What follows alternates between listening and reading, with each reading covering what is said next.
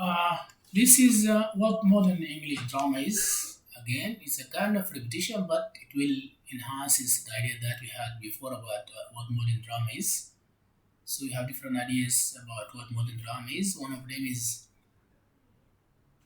it refers to the theoretical works written and reformed from the late 19th century to the present. And it evolved as a response to changing. There is some sort of change in the political, social, and cultural condition at that time, which moves away from the classical and Shakespearean traditions at that time towards more realistic, making life more realistic, experimental, and thought-provoking themes rather than those we had in the Shakespearean era or time.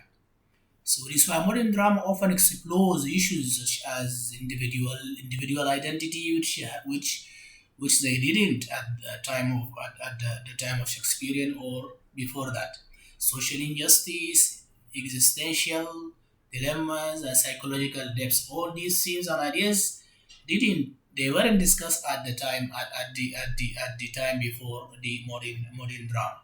So this white has to do with some realistic ideas and points which addresses the daily life of the people of that time. This is why there are different definitions of drama even comes from different perceptions as Martin Esslin defines it as a reflection of contemporary society and it depicts and portrays shows the struggles, emotions and conflicts of human existence through realistic or experimental means. While Georg Bernard Shaw defines it as the mirror of life, which reflects, you know, and seeks to illuminate the conditions, emotions, and struggles of human modern man.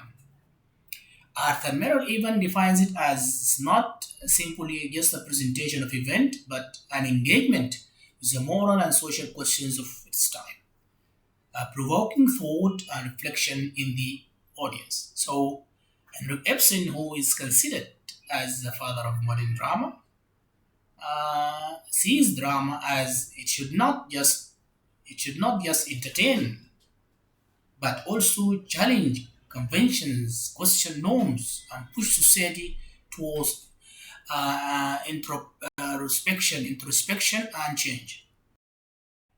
What are the types of drama? You know that we have realistic drama, we have naturalistic drama, we have simplist drama.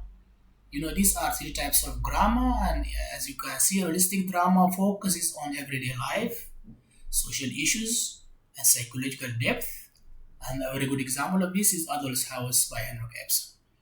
Naturalistic drama is a more intense form of realism that portrays, shows, depicts life with extreme accuracy and often emphasizing the impact of environment and heredity on human behavior. And a very good example of this is Miss Jolly by August Strindberg. Simplistic simplistic drama use symbolism. It's full of symbol and metaphor to convey, to send, to convey, to show deeper meanings beyond literal interpretation. And a very good example of this is the Cherry Orchard by Anton Chekhov.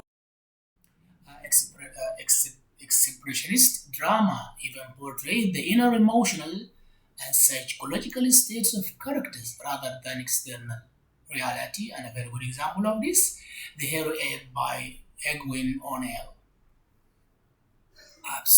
Absurdist drama, which is a theory of absurd, focuses on the meaninglessness of existence, often with illogical plots and dialogues. And a good example of this is Waiting for Godot by Samuel Beckett. Epic drama developed by Bertolt Brecht, and it seeks to provoke critical thinking rather than emotional engagement through alienation techniques. And a very good example of this, Mother Courage and Her Children by Bertolt Brecht. Social drama highlights political, economic, and social injustice, urging change and awareness. And A very good example of this, an Inspector Calls by J.P.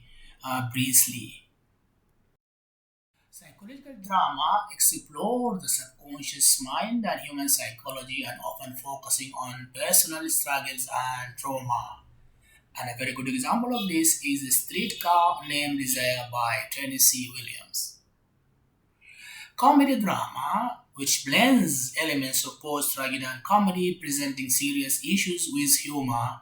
And a very good example of this, The Importance of Being Honest by Oscar Wilde. Surrealist drama inspired by dreams and subconscious thoughts, often creating illogical and dreamlike settings. And a very good example of this is Six Characters in Search of an Author by Luigi Bernanlo. So these are the different types of drama with their features. We just mentioned these 6 or 10 or 11 types of drama, and now we come to see what are the features of each. For example, if you go back to the realistic drama and what is it, we know now what is it.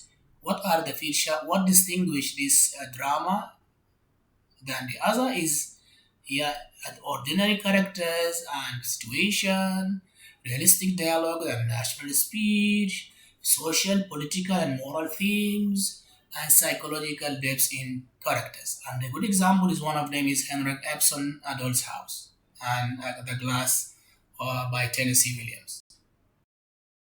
The second type is naturalistic drama, and the features of it is the detailed settings and realistic stage designs, characters shaped by external forces, social conditions, biology, and this kind of drama also focuses on darker themes like poverty and despair.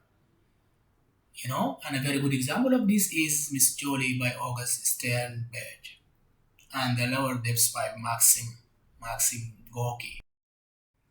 The simplistic drama, the feature of this type of drama is heavy use of symbolism and imaginary. You can find that there. Themes of dream, spirituality, and subconscious mind, abstract characters and settings, and these are two good examples of this kind of drama. You know, Expressionist drama.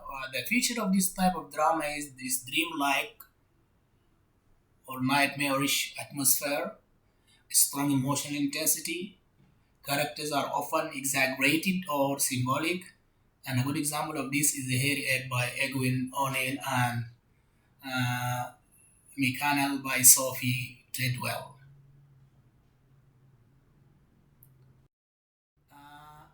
Observe this drama, which is the set of absurd. The feature of this kind of drama is secular or fragmented plot structure, characters trapped in meaningless situations, and we find that there is some sort of lack of traditional resolutions.